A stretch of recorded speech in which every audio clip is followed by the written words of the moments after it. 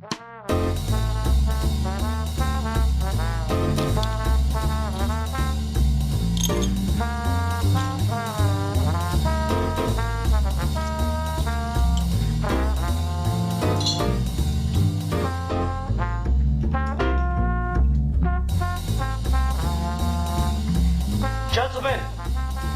the time has come once again to discuss things.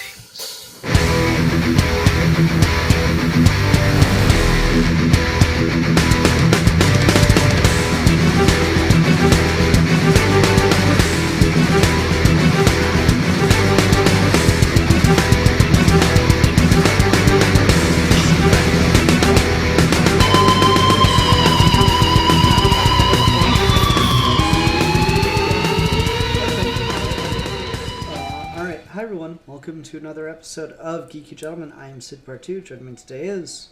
A geek for fun, and I've come from the future. That's it? Yeah. Okay. Sorry, guys. Nothing. You're fine. No, it's all good. Still kind of sucks.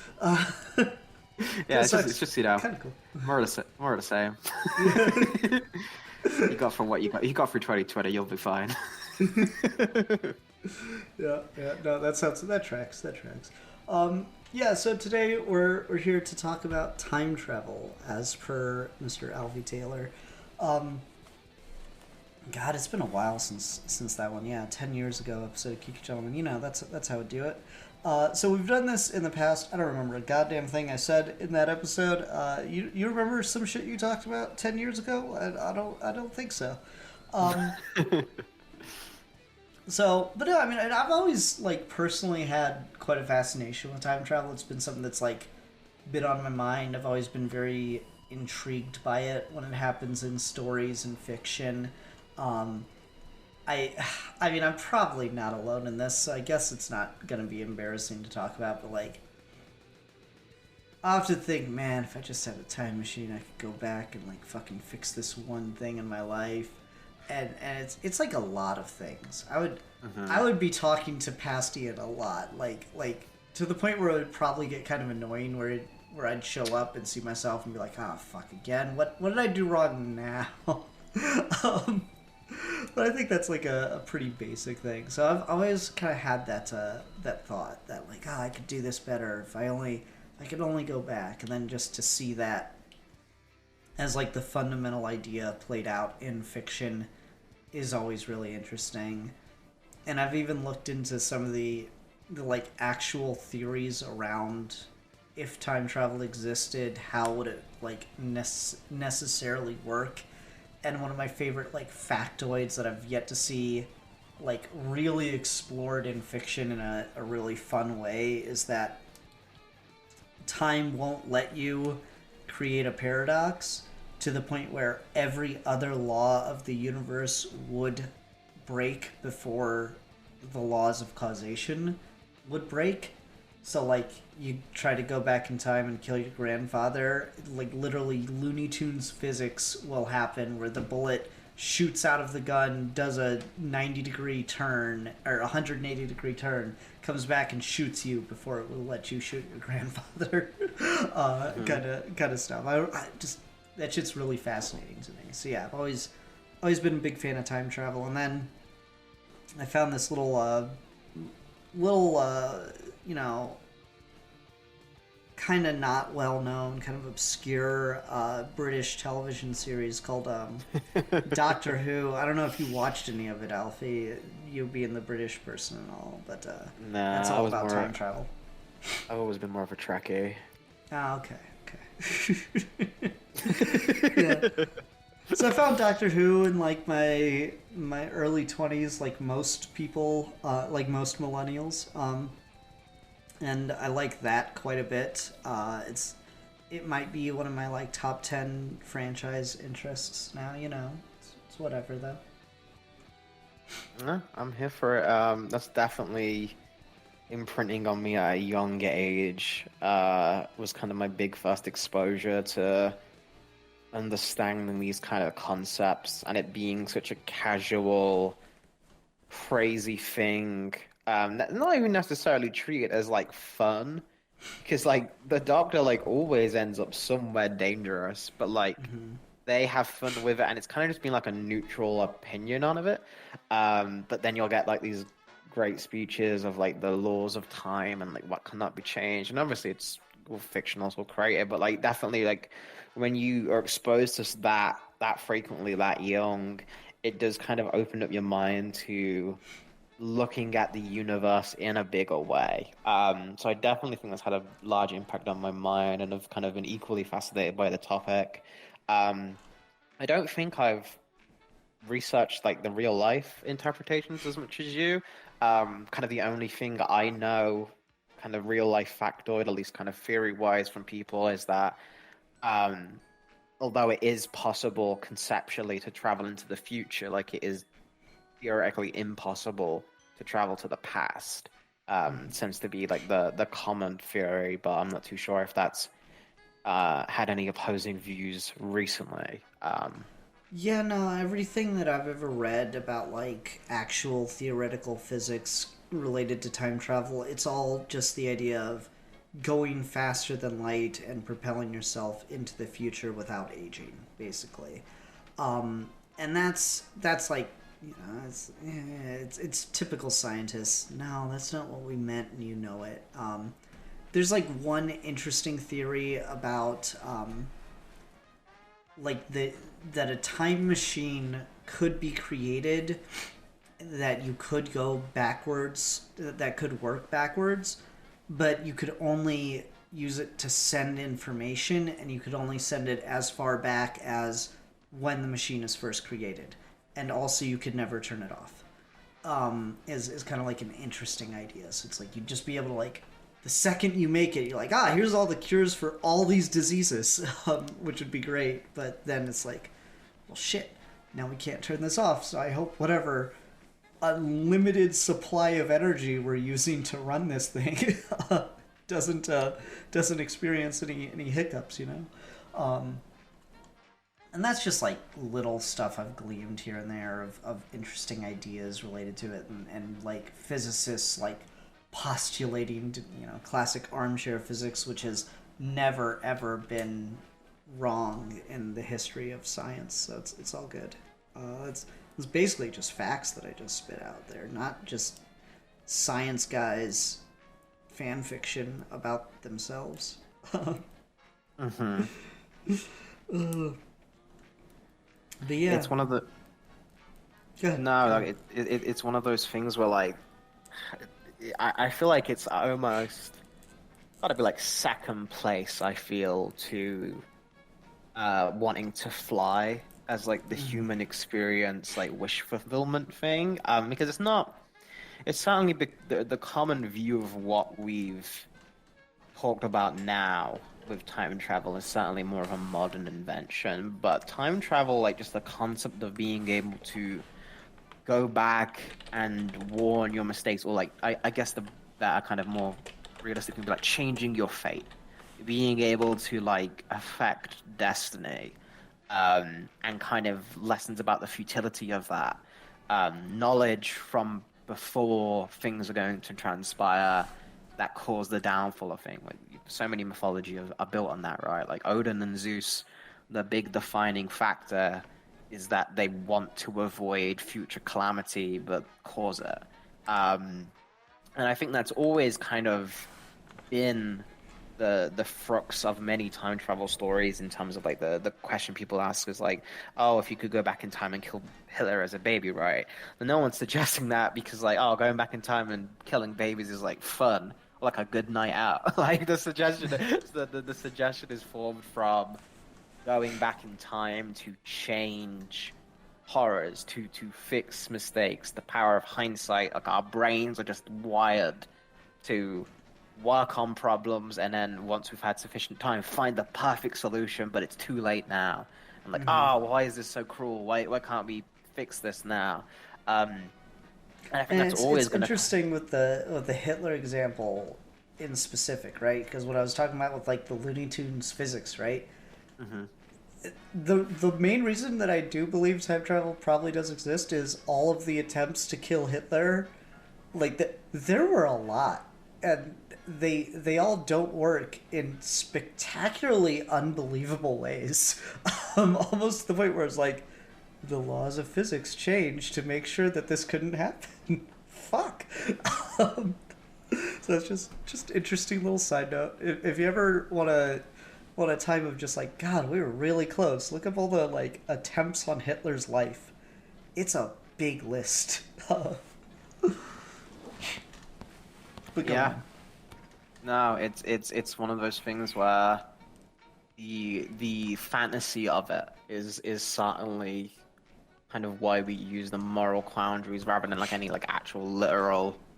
Some people think it's literal. Some people just like read these stories or have these kind of questions and then like hyper analyze it, and that can be fun in its own way as well. Like sometimes it is just fun to like every time travel stories are kind of like infamous for this, right? Of like being the most plot hole ridden things, quote unquote. Like everyone loves to pick apart fictional time travel.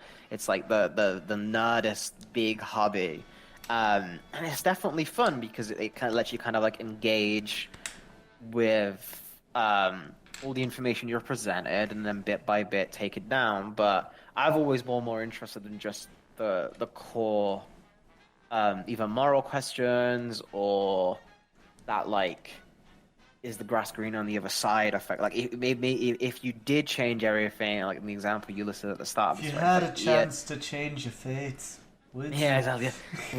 Would you change your fate? But like say the 15th Ian came back and warned the first Ian before his regeneration cycle had made him aware of his Time Lord heritage. Like say that was a thing. Spoilers. I was like, hey, wait a minute, don't do this, don't do that, don't do that, don't do that. You could have had all of those momentary disasters survive. You can have all those momentary things and maybe things that would go long into your life and fix greater things, but would that be the end result of that, Lean? If you're talking about that age, then this parallel world Ian, would he then have the things that came about because of that he doesn't now anymore? All of that stuff I think is really interesting. Of like, it is the immediate knowing that this thing will get fixed preferable than knowing the outcome, right? Like, it is the initial domino not falling better than knowing where all of them fell? Assuming it's a timeline where, like, you go back and then you've changed it and now you don't exist anymore, now it's this new person, or that kind of thing. Like, all of that's just really interesting to me. Yeah, I agree. The implications and the fact that like you're always stuck, or at least I am. I'm always stuck thinking about that, on like lingering on those things, was particularly awful during any kind of breakup in high school, Ian's life, because god damn. But then I think about it, like now I think about all the time I spent dwelling on those ideas. And I just think, man, thank fucking God I didn't have a time machine, because then I would have probably fixed this situation and ruined my life because of it. I don't want to be. All right, so this is we're getting personal time, right? Okay. First girlfriend in high school. Her dad was a racist, like to the point where she didn't want him to know that I was Hispanic, and because he was also a former police officer and also a member of the Ku Klux Klan. And then when we broke up, when I fucked up big and we broke up, man, I spent so much time thinking about, God, if I could just stop myself from doing that thing and shit, I would have been still with her. And I just think back, I'm like, man, thank fucking God I'm not with that, like, horrible situation where someone was clearly dating me to piss off her dad. Like, you know, fucking hindsight's 2020, man. It's just, you know, like, in the literal sense of it, right? Like, there's, and you can get really funny with it. Like, let's say I had the time machine and I go back and I tell myself, no, don't do it, don't do this thing, and then I get the fucking time machine again, like, all these years later. No, do the thing. Do the thing, man. Poor fucking 14, 15-year-old Ian, he wouldn't know what to do. He was fucking confused as all hell. Do I do the thing or not do the thing? I don't know. This is a crazy fucking thought experiment, though. And I don't know. It's one of those things where, like, of course you don't actually want it, right? Like, you think you want it, but then you think about the implications of doing it, and you think about, like, even, no matter how awful whatever mistake you've made is, the idea of having the button to just go back and reset the event or whatever is kind of undeniably worse, because even if you're able to solve like that one problem, the number of problems that it would create as like a cascading domino effect would just be like unconceivable. And that's what usually a lot of the fiction around these ideas is, you know? Fucking Rick and Morty had a great episode that was all about this, where he wanted a redo button. He wanted to make life more like a video game, so he'd just press a button when he made a mistake, and he'd have like a save state and go back to right before he made the mistake.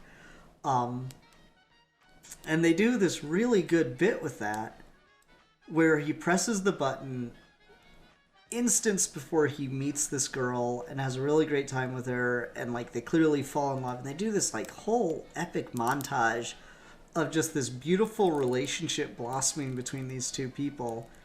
And then they go on like a plane ride together because they're going on vacation, and the fucking like plane crashes, and they end up in the fucking like mountains cold, and they've got to like eat people, and he loses his hands, but they survive it, and they're still together, and they're so happy. And then just randomly by mistake, he ends up hitting the button and resetting everything to right before they met, and then he like tries to like replay everything that happened and get her back again, and just instantly he screws it up because he's too antsy, he's too creepy in the moment, and she just leaves him, and then he can't press the button again because now it keeps resetting to after he's screwed it up, and he can't ever have that happiness again. And it's the perfectly like dark, twisted, edgy Rick and Morty thing, but like I think there's a reason that so much fiction around time travel is just all about how fucking wrong it could go, because people are really not great about thinking through all of the steps, all the implications, everything that could go wrong, or needs to happen in order for a sequence of events to occur. Mm-hmm. There's always one of those things that, to do it satisfyingly, you're kind of setting yourself up for failure in a way, because now you've made the struggling part of like, it's already hard enough to tell a compelling narrative. The moment you add time travel, you're now like multiplying that by how complex your time travel is, because now you have to have a compelling narrative for every version of that character you plan to introduce. Mm-hmm. Which is just like, oh boy, like it's certainly, and like you could use it in a way where it's like just a plot device, like something as simple as the TARDIS, right? Genius invention of just purely, not really creativity, but creativity in the face of we're broke, which is always the best way to do it. Always creates the most iconic images of just we're lazy, or we need to do this quick, or we have no money. That's how you get the Millennium Falcon. That's how you get Goku. That's how you get like everything, right? It's just bored of convenience. It just tends to hit. But like the idea of like, all right, we need a set, and we need it to be able to take our characters to any location we want, and a lot of them need to be like small BBC sets that we need to move this to. So we can't afford a ship. We can't afford anything elaborate. We need something that is just able to be in the background of a shot and move it from studio to studio quickly and efficiently, so that when we have to close, we can move it out of the set and let someone else go filming. And they decided on the TARDIS with the image of the blue box, and it's striking, it's phenomenal, and the fact that it's bigger on the inside that lets you go inside and have another set there for transition shots is genius. And the basic premise of that being with time travel as well is like, well, it's a time machine, not just the spaceship, because that way we can use like our historical sets. Because British TV loves doing just like costume dramas and anything set period. So we can use all those costumes and we don't have to buy a costume department because we've got like 50,000 spares. And then we can just use this. That's why I said time travel show, because otherwise it'd just be aliens and stuff, which is the most expensive part of it. And I just, stuff like that is really, really clever to me. Something in the same sense with Terminator, right? Of being able to create a sense of dread for characters that don't even exist yet. For plot lines and payoffs that aren't even real. It lets you do foreshadowing in a sense where you can later pay that off. Like Terminator 2 has that whole entire thing of being able to just give you the dread of knowing that this is going to happen if this doesn't pay out, and what that affects the characters and stuff. It's one of the best movies ever made because of it. So it could be a super, super effective tool outside of just like the specific fantasy of time travel. Just as a writer, it can give you a lot of options to solve a lot of storytelling problems, but it can create a lot of its own. So it's kind of like, much like actual time travel, it is kind of like, all right, you solve this thing by doing time travel, but now you have to answer all of these questions because now they have access to time travel, and like, can't they do that all the time, you know? Mm-hmm. And I like when the comedy of time travel is played up in that element, you know, like your fucking your Bill and Ted's. Where it's just, oh, well, it's fine, we're in this situation. Well, we'll just remember after this is all over to go back and leave the key right here. It's just fucking right there. It's so perfect. Shit like that just gets really, really amusing when you start to break down just all the silly, goofy things you can do with time travel, and just how, you know, like the question that I think everyone has entertained at one point in time is like, if you could have any superpower, what would it be? And if anyone has ever like come up with something better than control over time, you're wrong. You've not come up with something better than control over time, because it is the most broken fucking superpower, because you can do anything. No one can stand up to that. It's fucking great. And when you get shit like that in media, it's so fucking entertaining to watch, because it just stacks the deck so hard against your character, or so like far in the favor of your character, depending. Like, there's an episode of the Batman that's like that, where he's just like some fucking random Joe Schmo criminal, but he has the ability to like stop and restart time, and like learn from his mistakes in the process, and it allows him to like fucking outwit Batman in a fight, and he's not a martial artist or anything. He just learns how to duck the right kick and shit. I'm like, holy crap, that's awesome. It's fucking broken superpower. It's not even fair. It's definitely one of those cool things. Like, my favorite thing from JoJo's Bizarre Adventure is they kind of had like this whole thing where they do like parts for every villain, and every subsequent part, like, I guess the creator like always wanted to kind of top themselves. So the first villain of part 3, when they introduced time manipulation, right, is it's the power to stop time for 5 seconds. And in that time, you can do anything, but time is frozen for everyone else. And it's like the most broken ability ever, and his character is like invincible to every other person and kills like half the cast. And the only way the main character beats them is by also having that power to move in their stop time, because they have the same like kind of birth lineage thing, right? And so it's like, okay, so given the power to stop time, how do we go back from there? So then in part 4, you have this thing where the main villain is able to hide his identity by reversing the day that just passed. Anytime someone, because he's like a murderer, he's trying to like stay undercover, so you can reverse anytime someone reveals your identity to like the authorities or the people trying to track you, that day gets reversed back in time, and then anyone who knew that, you can just go and kill because they haven't been received that information yet. So you can just, it's like Groundhog Day but weaponized, where you can just keep using it entirely. It's like, okay, that's pretty fucking crazy. How do you get stronger than that? It's like, oh yeah, what if you could like use time with movie windows, mate? Like fucking, you know, the cut and paste of in the timeline where you could just like, all right, here's this section of time. Where bad shit happens to me, and then at the end of the track and at the beginning of the video track, right? Boop, that bad stuff that happened to me is just gone. And no one else understands what the fuck has just happened because time had just skipped ahead, and all the bad things that have ever happened to me have just been removed from that. It's like, okay, that's pretty fucking crazy. There's literally no way you can get crazy. This is like, okay, now we have a character as the final fucking bad guy who can accelerate time for everyone else but himself. So he looks like he's just fucking the reverse Flash.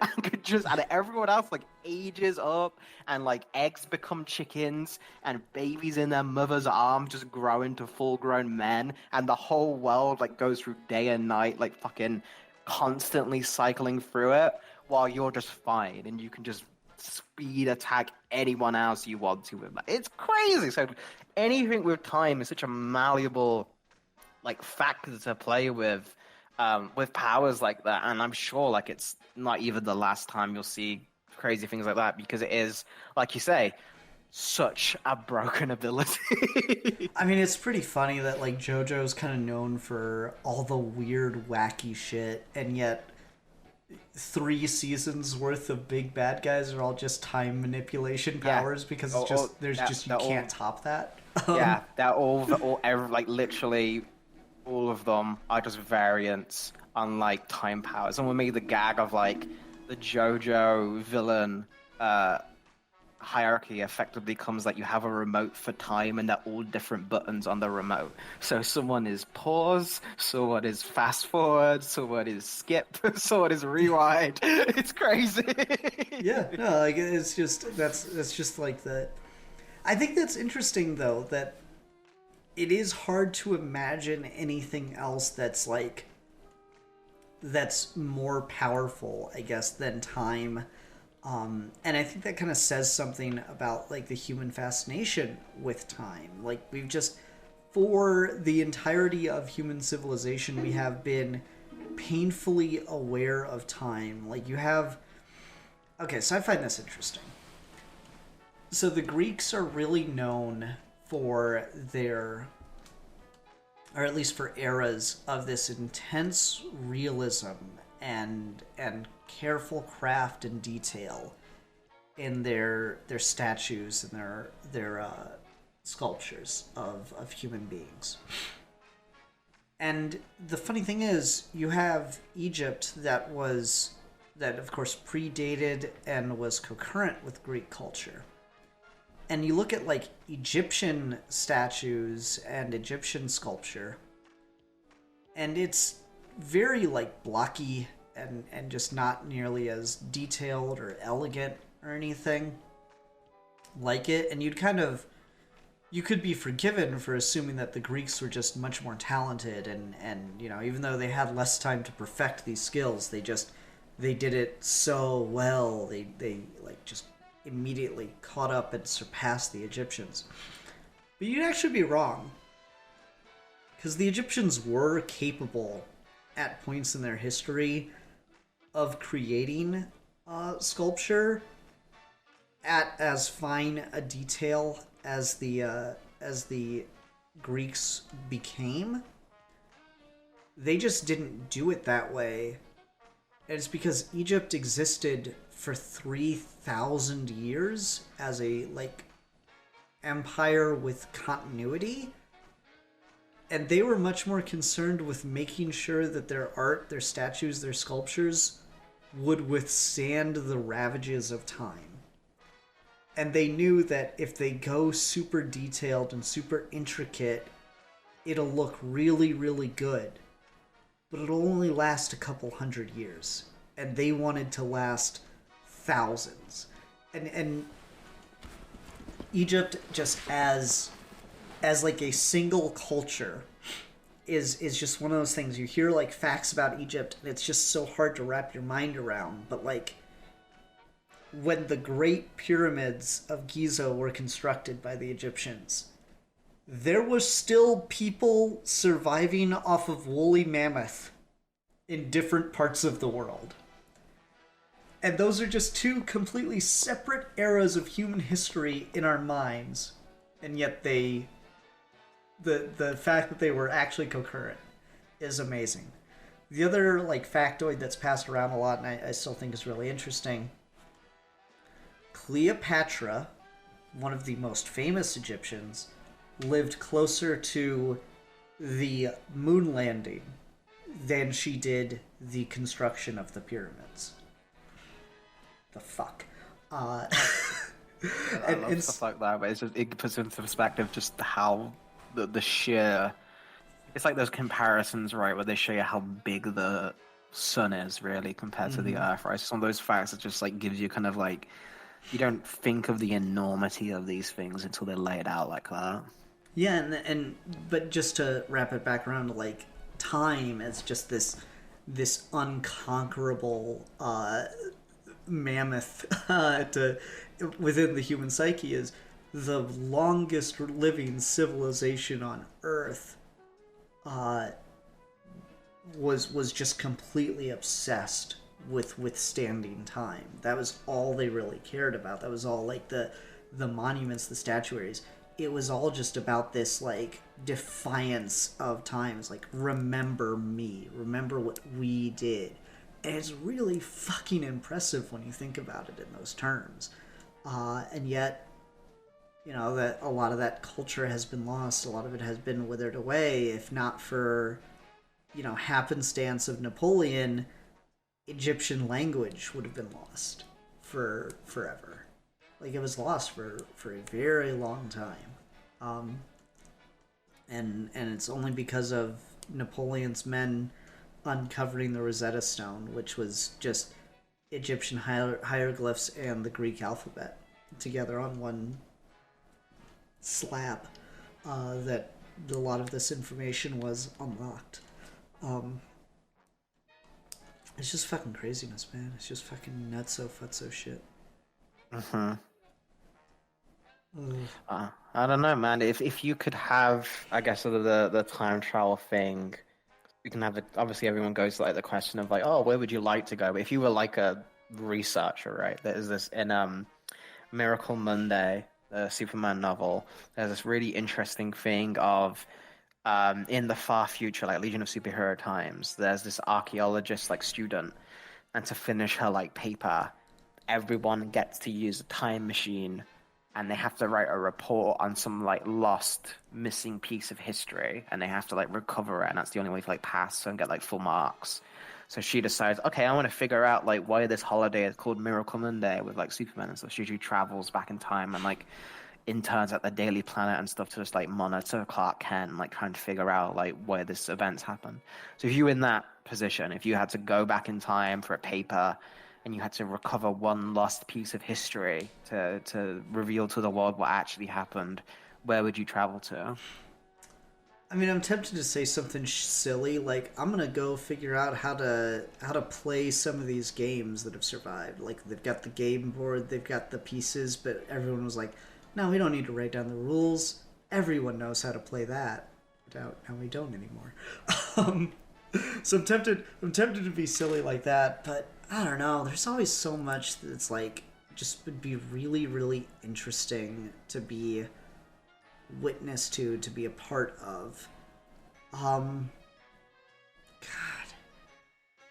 I think about this so much that I've just gotten to the point where I don't have an answer anymore.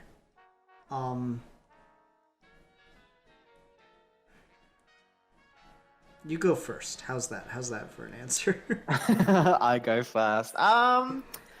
I'd probably.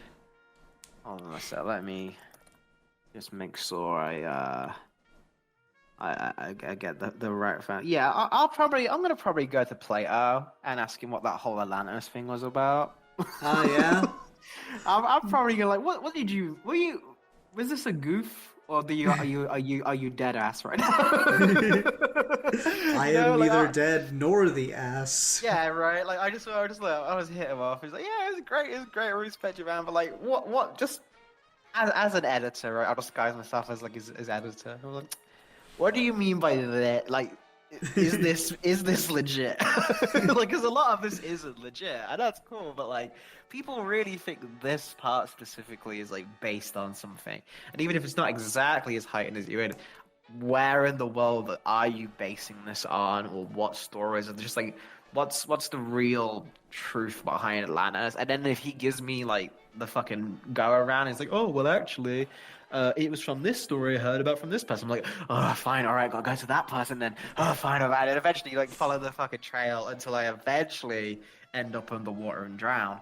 But until that time, I'd wanna figure out the whole Atlantis thing because that's one that I'm really interested in because it's a mix of storytelling, mythology, and real world like geography and so many people have had their theories about it and so many things have talked about and it's like the whole civilization underwater part is obviously fantastical, but specifically that there used to be a landmass of people who were more advanced, which were then destroyed by rising tides, I think is completely believable. Um, and I would like to know if that's actually a thing or if that part is made up as well. Yeah, no, that's true because there's like there's Greek histories about like and then the sea people invaded. Thank God they were wiped out. Yeah, right. Who? Are, who? Yeah, shit like that's really interesting. Um, I think for me, I would like to go back and just like be able to skip around throughout Nikola Tesla's life. Because that is a guy who's just absolutely fascinating. And there's like all these stories and reports about him of all these crazy things that he supposedly did. And it's like, yeah, but that's not like possible, right? That cannot be done. Modern day science and engineering says that's impossible. I'm like, yeah, but also this guy really had a lot of imagination and like the smarts to do it. So maybe he just like fucking stumbled onto something that just hasn't been reconceived of yet. And that's just like really, kind of interesting because Tesla's plan was to create a tower that would be able to distribute free energy across the globe just through like the air. You would just be able to like have a thing on your house that collected the energy from the air that he was putting out, and you'd be able to run your fucking entire house's electricity off of it. Was the concept.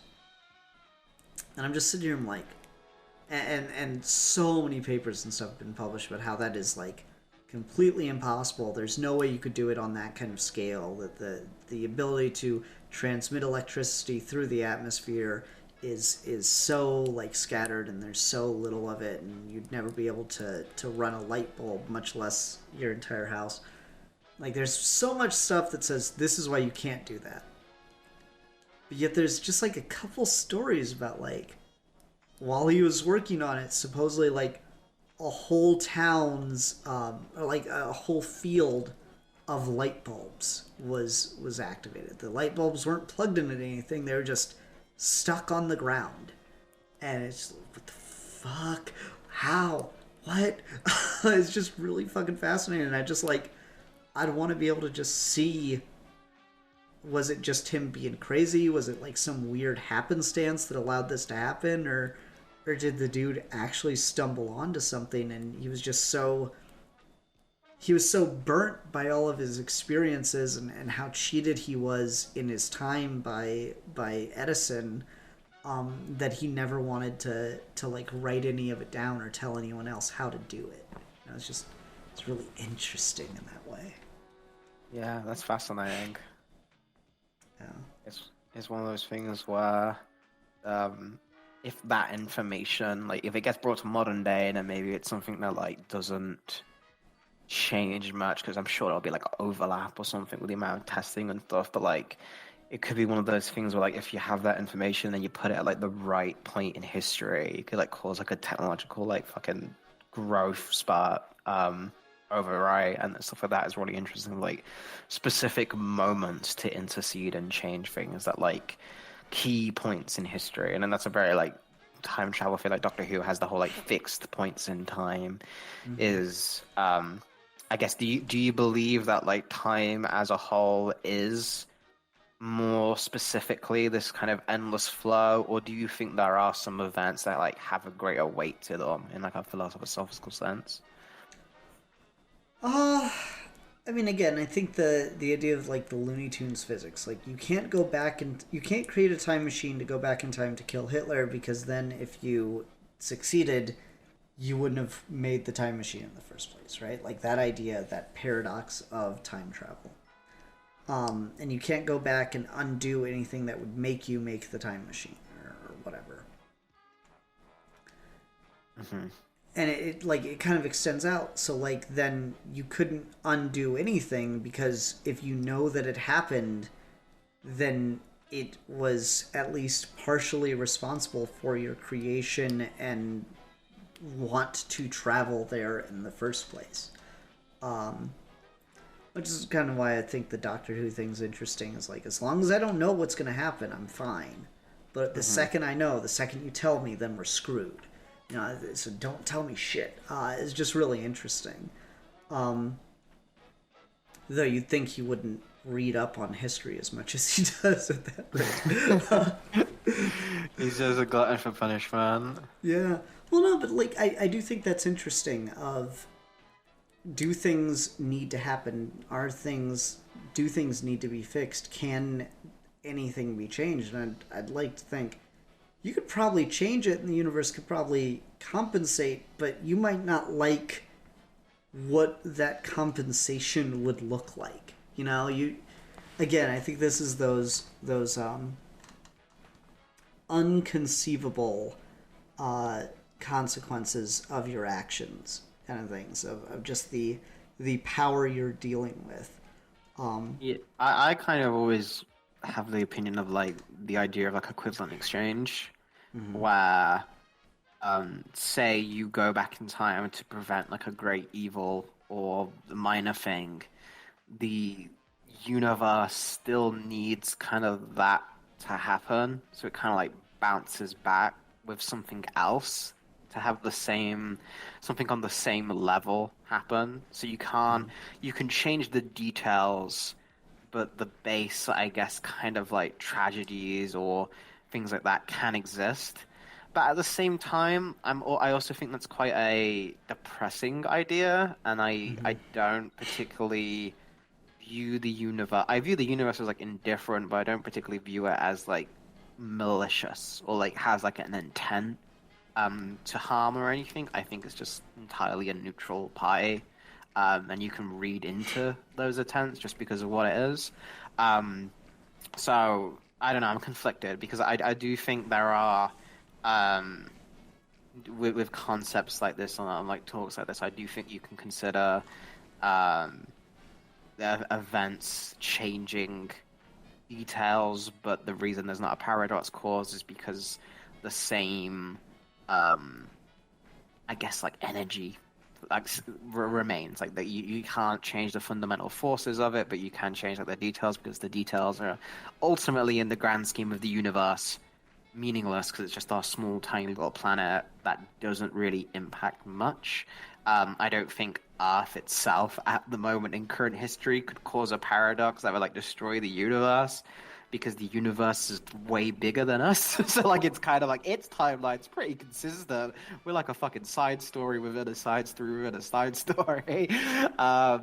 Stuff like that. But maybe there is. Maybe it is more of a specific, even like the tiny like butterfly time just doesn't like that, and so would just spiral out of control to affect even something as big as like what universes are born, what galaxies decide to take form, etc., etc. So all that I think is interesting. So I think of the idea of equivalent exchange logically I think makes sense, but emotionally to me I don't like that. And I don't think that's true.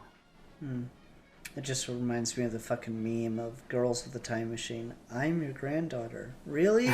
Boys with a time machine. The meteor will strike at this time. It'll be hard and fast. Resources will be scarce. Make sure to eat the small mammals.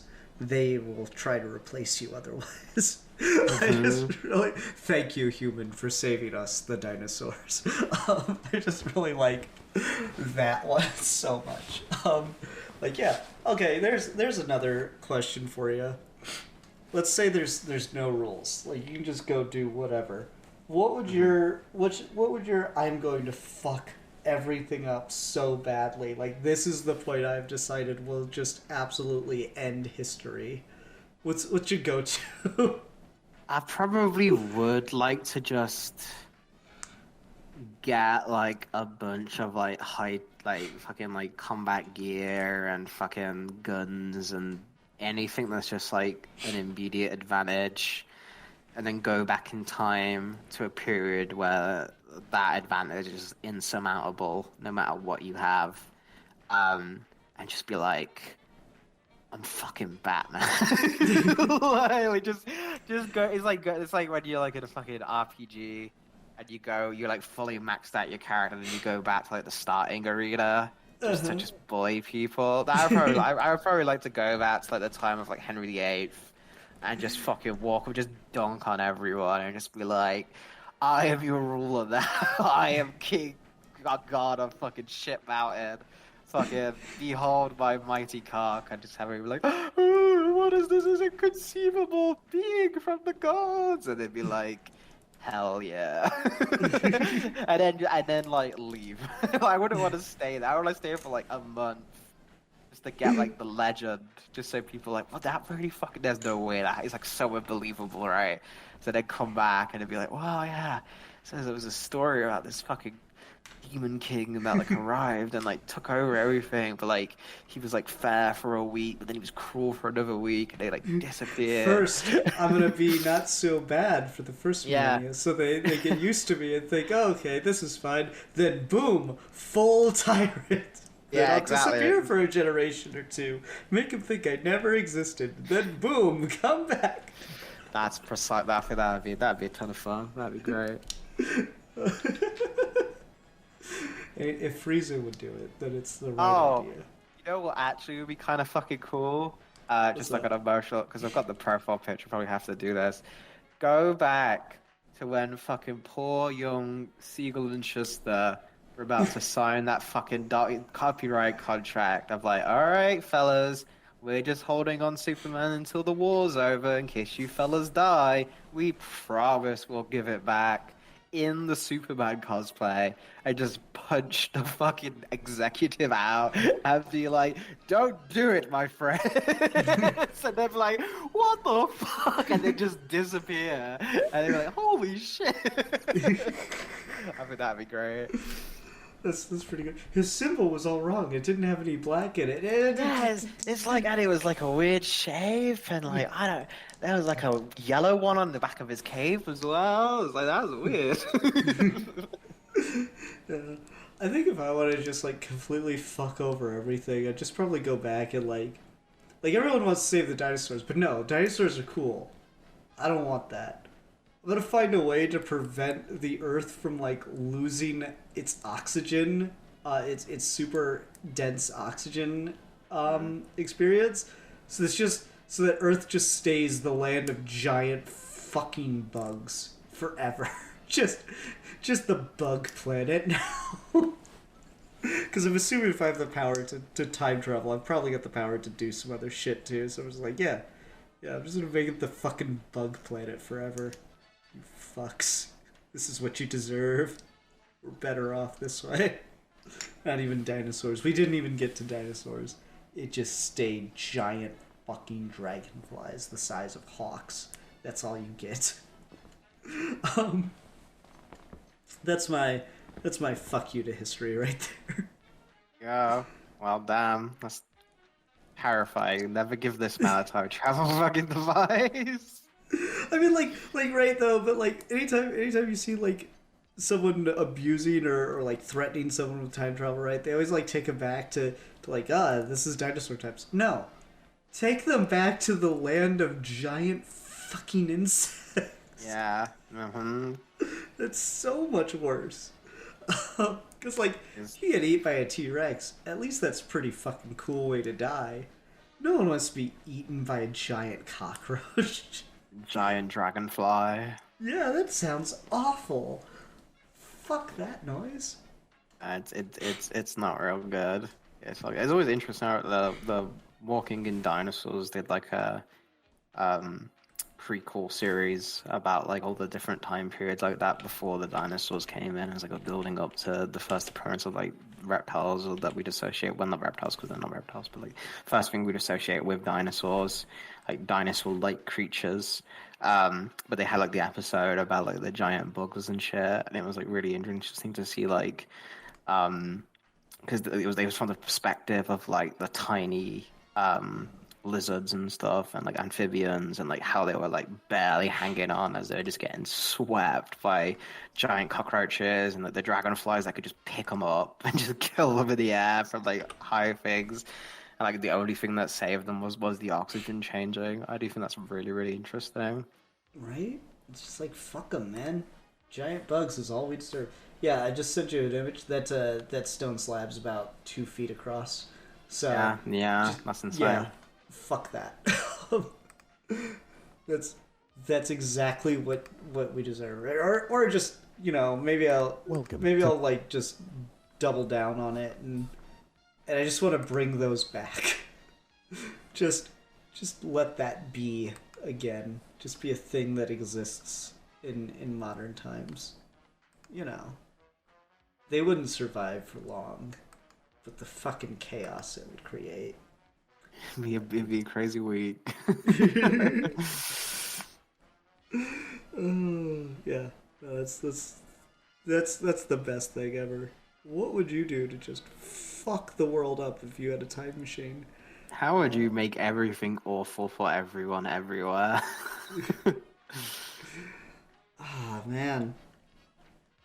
Because there's like, again, with just that idea, that butterfly effect, just that small thing. It doesn't take much, but like, what can you really just like? Hey Hitler, don't invade Russia until after the summer's or after the winter's over, or don't start just blitzing London. Keep going with the bombing military targets. It's actually been more effective. Like, fuck, whole world's screwed over. Fucking so many instances in the Cold War where you can just fuck shit over. It's terrifying. You know the story about the Russian like alarm operator? He got like the false signal. Mm-hmm. Yeah, and like he got the false signal of that the US had launched nukes. There's like protocol to do that if you see that signal to just instantly respond, and like his other coworkers like prepared to do it, but like he had the frame of mind and kind of like the commitment not to do that, where he's like, no, this doesn't make any sense. There's no way this is real. We need to look into this. Don't do anything. It's kind of like, if it was real, you've been dooming all of Russia to make that decision. But it was right. It was like a computer error. And like he legitimately saved the world. We're not doing that. We're not pressing loot. It's insane. And if you just make sure that guy doesn't go to work that day, the world is over. Just as easy as that. I like Hawking's thing about he wasn't entirely sure that intelligence was a thing beneficial to life. When like you looked at, if you just look at it on like a numbers game, there's so much more like bacterial life than there is multicellular life. And by the time you get multicellular and up to intelligent life, you get like, how many times in human history have we come close to almost ending all life on the planet? So really, when you think about it, if you extrapolate that out to other races in the cosmos that may or may not have existed, What makes you so sure they didn't? Um, so yeah, like if humanity came so fucking close, so many separate times, and you assume that other races developed the same level of intelligence to have the same opportunity to completely wipe themselves out, yeah, there has to be at least a couple that did it. Fuck shit damn, but that just numbers game. You can only allow so many things before you have to just like accept some inevitable consequences. Um, I don't know, just interesting. It's one of those things where it's just kind of like the way we are now is such like an improbable, like if you wrote it out, like if you just like try to plan out a universe or like thing, it's like it would not, this progression would not make any sense to anyone. And that's something just to kind of like bring it to comic nerdy stuff for a minute, but I think it's fun to talk about, is something DC has never really gave an explanation for, is the fact that uh, the Last Boy on Earth, Commandy, the Jack Kirby story, like the blonde kid and the shirt and stuff like that, where like the entire world is over, like everything's went bad, the Earth lost. It's been centuries, even thousands of years since any heroes lived, and everything's over and Earth's just destroyed and fucked. Is in the same timeline as like the Legion of Superheroes, and like the Legion of Superheroes happens afterwards. And it's just like, okay, so like, where did all of these like legacy heroes, like the Superman people, you can maybe like have like an advantage for whatever, right? But like, there's like Earth heroes and stuff that like, and then we get to DC 1 million, right? Where it's like the Barry Allen line has continued all the way until the 1 millionth century. It's just like, well, wait. What about that weird part where like the world was post-apocalyptic? We just gonna pretend like we just ignore that whole like section in our timeline. But I really like it as like an unexplained thing because I think it mirrors just our own timeline a lot closer. Of just we'll have just these periods of like human expansion and then just boom back to zero, and then from the start again. And we don't see that often in many fictional stories of when you do like time travel. It's normally like a linear curve of just advancement. I do like throwing in those like curveballs that like reset things. I like in Futurama where you see time pass as Fry has been frozen, and it's like aliens come and wipe out civilization, and then civilization starts again, and you get to like medieval castles, then aliens come and wipe those out, and then civilization restarts again, and you get back to like, modern buildings, and then it becomes all like futuristic, and I'm just like, that's pretty good. Just the idea is just fucking, we got about it was a bit of a false start. We got kind of hit again after out the gate. There, they came back and loot raided us. While we were still working on our respawn. um, I like that idea a lot. Futurama has so many good fucking concepts, especially when they do like time travel and stuff too. It's got a good pitch for it for sure. Yeah. Is there anything else that comes to mind to you? Or have you had a vision from the future that gives you any clues? Oh man. All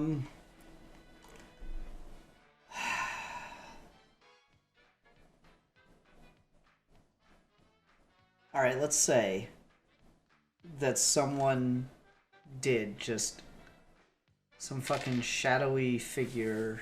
You don't even really get a good look at their face or whatever.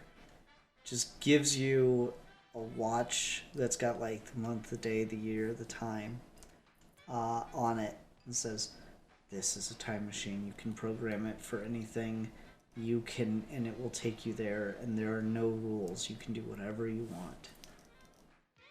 Would you actually do it? Like if you actually like.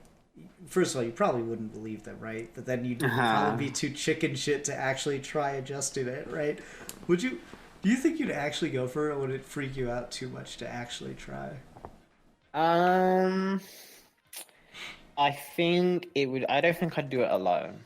No. Yeah. I think if I had like Aaron with me, and it's like, oh hey, like this could be a cool fucking thing, but we might die or be trapped somewhere else or remove history. At least we do it together. Like I don't want like I want a buddy. I want a companion. I don't want to do the.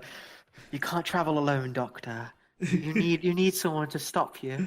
I want someone there to like watch my ass, just in case. But I think I'd do it. I think I'm a very firm believer as I've got older and like being able to die without regrets and like experiences. And I think that's something that like if you had an opportunity like that, if you didn't take it, that's gonna haunt you forever. Like legitimately, I think that would be one of those things where I'd roll the dice on that one, just because I think that's such a supernatural. How many one person in existence gets to experience that type of thing? I'd have to try it. I'd absolutely have to go for it. See, to me, I'm just like, I want to so fucking bad, but I'm like, again, we just talked about like all the unforeseeable things that could go wrong, and I'm like, man, I don't want to be the guy that brought us back to the bug world. That'd be pretty awful. Like, holy shit. I don't know. It's something I think about a lot. Where I'm like, yeah, but then if you like actually had the button, the little thing that like makes it all happen is like, that's really fucking intimidating. I don't know if we've gotten that story in Doctor Who or not. That seems like that's something that's worthwhile, of just being like, like someone paralyzed by the choice of the implication that the Doctor is showing them. Mm-hmm. Like we've gotten I couldn't do it. I can't travel with you. You're too morally ambiguous, Doctor, and all that. But like, we haven't had someone like walk on the TARDIS, be explained this is a time machine. It can take you anywhere and everywhere, and then just like look at him and fucking leave. I don't think we've had that. That'd be a pretty good fucking story to work it onto. If like, nah, this is too big. No one should be able to do this. And that's kind of, I don't know. Maybe I'm too comfortable in life where I'm just like, yeah, no, I'd really want to, but I honestly don't think. I think I'm too responsible a human being. I don't think I'd do it, Alfie. Oh, well, I guess we'll never know. Guys, don't give it to Ian. He's a fucking narc. Hold on, Alfie. There's some weird shadowy figure outside the door here. He's got something he wanted to give me. He says. Don't worry about it. Don't worry about it.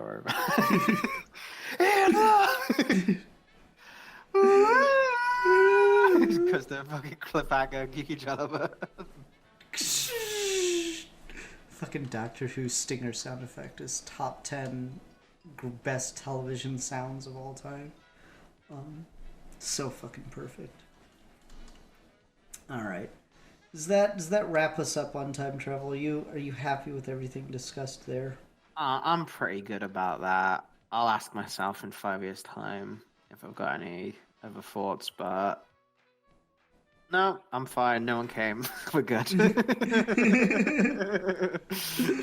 Oh man, that's how I should have opened the episode. I'm like, okay, if anyone in this call discovers time travel, they've got to come back to this moment right now. They just like look at the door. Well, that's disappointing. Oh. Okay. Pretty happy with all that. All right, Alfie. So I've wanted to talk about something, and I've like been kicking around in my head. I'm like, no one else is gonna fucking want to talk about this. But I'm like, you know what? I want to go back and re-experience this thing from my youth. And I don't care if it's bad. I just want to re-experience it because it's probably bad, but that's okay. I want to review the very first Bionicle movie called Bionicle: The Mask of Light. Okay. I don't know what it's on. I don't know where to find it. I think I might still have the DVD somewhere. But yeah, that's what I want to do. So we're gonna review Bionicle: The Mask of Light from like 2003, and it'll probably be really bad. But I want to talk about it. So there. Until next time, everyone. Thank you so much for watching. I'm the Philosopher. And I am the champion of the oppressed. And we are your geeky gentlemen, and we will be discussing things.